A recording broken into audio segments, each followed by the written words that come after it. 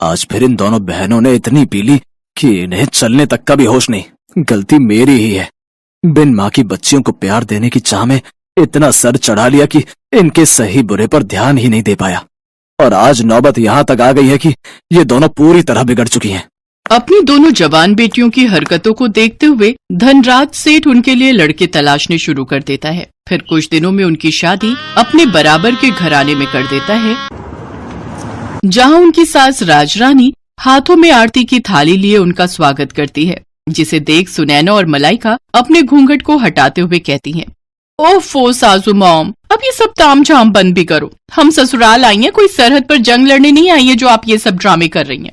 ये कहकर दोनों बहनें बिना कलश गिराए ही अपने कमरे में चली जाती हैं। उनका ऐसा व्यवहार देखकर राजरानी और उसके बेटे निखिल और रोहित हैरान रह जाते हैं। अगले दिन वो दोनों सुबह 10 बजे सोकर उठती हैं। फिर राजरानी उनसे कहती है, अरे ये क्या बहुओं, अभी तक तुम दोनों नहाई नहीं। आज तुम दोनों की पहली रसोई है जिसमें तुम्हें मीठा बनाना है। चलो जल्दी से नहा लो। लेकिन सासू मॉम, हमें तो करछी पकड़नी तक नहीं आती। हमें तो सिर्फ मीठा खाना आता है, बनाना नहीं।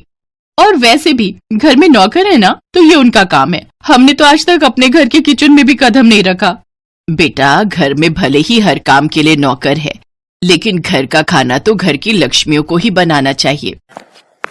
माँ बिल्कुल सही कह रही है। और वैसे भी शादी के बाद अपनी पहली रसोई में मीठा बनाना एक रस्म है जो हर बहू निभाती है।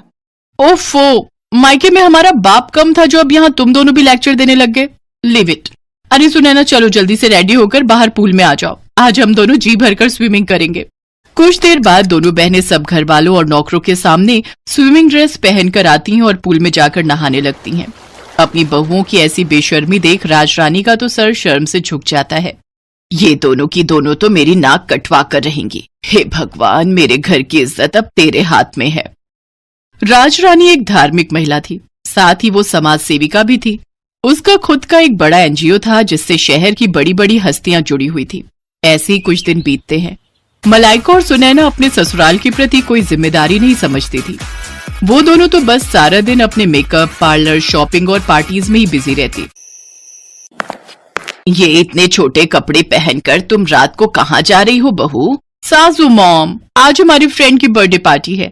हम दोनों नाइट क्लब जा रही हैं। आने में देर हो जाएगी। चलो सुनैना। फिर दोनों शॉर्ट ड्रेस पहनकर नाइट क्लब चली जाती हैं, जहां वो खूब सिगरेट शराब पीती हैं। फिर आधी रात को कुछ लड़के उन्हें घर ड्रॉप करते हैं। दोनों लड़खड़ाती हुई अंदर आती हैं, जहां उन्हें देखकर राजरानी उनसे कहती है, ये सब क्या है? आज तो तुम दोनों ने हद ही कर दी। अरे बड़े घर की बहुओं को ये सब शोभा नहीं देता। ओ सासू मॉम, अब अपना भाषण फिर देना मत शुरू कर दो। अरे यार, यही तो हमारे जीने के दिन है। अरे हम अपनी जवानी में एंजॉय नहीं करेंगे तो क्या तुम जैसी बुढ़िया होकर एंजॉय करेंगे? हाँ। तभी निखिल और रोहित वहां आते हैं और उन दोनों को जोरदार थप्पड़ मारते हैं। ये देखकर दोनों बहनों को बहुत गुस्सा आता है और वो भी अपने पतियों के मुंह पर थप्पड़ कस देती हैं। हम आज के जमाने की लड़कियां हैं, मुंह तोड़ जवाब देना बहुत अच्छे से जानती हैं, तो ऐसी गलती फिर मत करना। फिर दोनों अपने कमरों में लड़खड़ाते हुए चली जाती हैं। ऐसे ही समय बीता। फिर एक रोज सुनैना और मलाइका अपने घर में लेटी थी, तो उनके फोन पर एक मैसेज आता है जिसमें शहर के बाहर एक फार्म हाउस में रेव पार्टी का इनविटेशन होता है।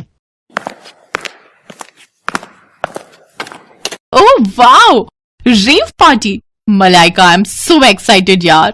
मैंने आज तक बस रेव पार्टीज के बारे में सुना था, लेकिन अब तो हम उसे एंजॉय भी करेंगे। ऑफ कोर्स, अगर लाइफ में हर चीज का मजा नहीं लिया तो क्या किया? We will definitely go there. दोनों बहनें खुश हो जाती हैं और शाम को तैयार होकर अपनी कार लेकर वहां पहुंच जाती हैं। पुलिस से छुपकर उस फार्म हाउस पर हो रही पार्टी में शराब, सिगरेट, ड्रग्स से लेकर सुख की हर चीज शामिल होती है। वो दोनों उस दिन ड्रग्स का सेवन भी करती हैं, जिससे उनका सर पूरी तरह घूम जाता है और वो एक अलग ही दुनिया में होती है। तभी एक लड़का जो कि नशे में होता है, मलाइका को गलत तरीके से छूने की कोशिश करता है। तभी कुछ पल के लिए लाइट चली जाती है और जब लाइट आती है तो वो लड़का जो मलाइका को छेड़ रहा था वो मरा हुआ जमीन पर पड़ा होता है। कुछ ही देर में उस पार्टी में पुलिस छापा मारती है और सबको अरेस्ट कर लेती है। अगले दिन राजरानी अपने बेटों के साथ जेल पहुंचती है। सासू मॉम, निखिल, हमने सचमुच किसी का मर्डर नहीं किया। हमें बचा लो सासू मॉम, प्लीज हेल्प अस। हाँ रोहित, हमारा ट्रस्ट करो, हमें फंसाया जा रहा है। हमसे बहुत बड़ी गलती हो गई जो हम उस पार्टी में गए। आज के बाद हम कोई पार्टी नहीं करेंगे और ये सब काम सच में छोड़ देंगे। तुम दोनों को अपनी गलती का एहसास हो गया, यही काफी है। आकाश, यहाँ आ जाओ। और इंस्पेक्टर साहब, आप छोड़ दो इन्हें। जी मैडम।